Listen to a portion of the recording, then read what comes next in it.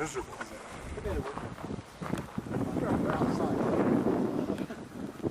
So welcome to the summit, everybody. I want to introduce Shane Fox, our ranger, who's going to quickly go over what to do if you don't feel well.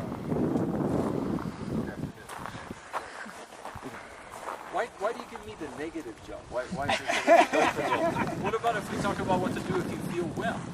How does everyone feel so far? Normally everyone does fine. It's not I think if you plant the seed.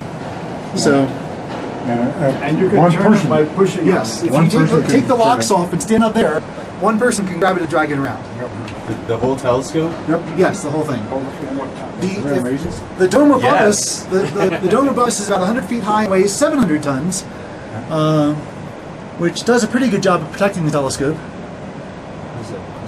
That's a little mirror over there. Yeah, we have Bearing, or is it a sample mirror segment here. This is like the mirror's on top. The mirror here are made of a material called zeodor, which is a glass ceramic specially formulated to not change size or shape with temperature changes. So it gets cold, it gets hot, it stays pretty much the same. Even so, when they're operating the telescope, every time they move it, they have a computer program that realigns the segments to make sure they have the right curvature. So they call it the stacker, because each segment has actuators behind it that can adjust its position relative to the segments around it to keep the curvature smooth. Okay, a little bit further, guys. You can see the secondary mirror up there. Yep, very easily. the secondary's up there. So that's what the light reflects off after it reflects off the primary mirror, and before it goes down in the hole in the middle, or off to the side. And I think we might be seeing. You can see the primary now. You can see the spinning around toward us. You'll see as it turns more, you'll see the hexagonal segments on the glass, so you can actually see where the lines are between them. Oh, this is cool. So, along with the actuators that keep the segments aligned, there's Look at that. a structure underneath each segment that's gold, kind of like this one on the side here. And the structure is called a wiffle tree. Does anybody here know what a wiffle tree is, or has anyone here ever heard of a wiffle tree before? They grow wiffle balls? The term wiffle tree actually was out of use for a couple hundred years. It started out with horse-drawn carriages. The wiffle tree was a set of basically spanner bars and ropes that would distribute the load between multiple horses and then distribute the pulling force evenly across the front of the carriage. So the horses all did equal work and you didn't tear the front off one side of your carriage. And the wiffle tree here in astronomy supports the segment very evenly, so the segment doesn't bend any. Then under the wiffle tree, there's 3 white cylinders per segment. Those are jacks.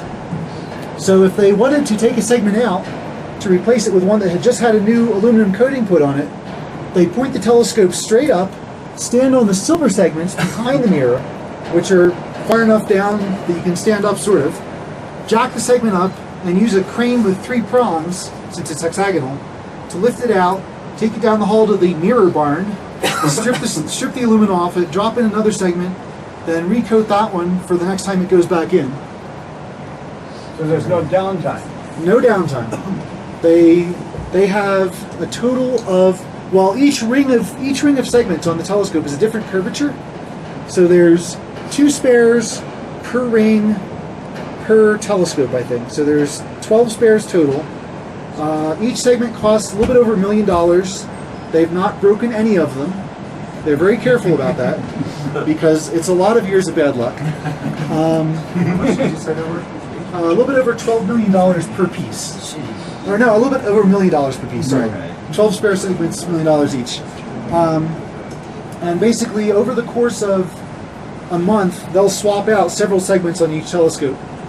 And if you look really closely, you might actually see there's, I think it's off to the right side, there was one that had a scratch on it, and down to the left there was one with a smudge.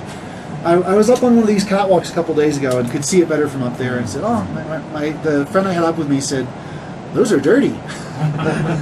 So is the telescope currently looking at anything right now? No, No, right just now right. they are doing this for our benefit. For fun? Yes. Cool, thank you. The day crew people here, at this time of day, they're pretty much getting things calibrated and balanced and all that for the night's observing. So they need to spin things around and tip them a little bit and stuff like that anyway, so why not do it when there's tourists around to take pictures? The astronomers are sleeping. Yes, the astronomers will be awake in about half an hour or an hour. And they'll be having dinner at about 4 o'clock to 5 o'clock, then they'll come up for the night. And actually, I shouldn't say that, because the astronomers at Keck are going to be wimpy about it and stay down on Waimea. However, the operators, the night attendants, the laser spotters, You have to be like, yeah, there's 10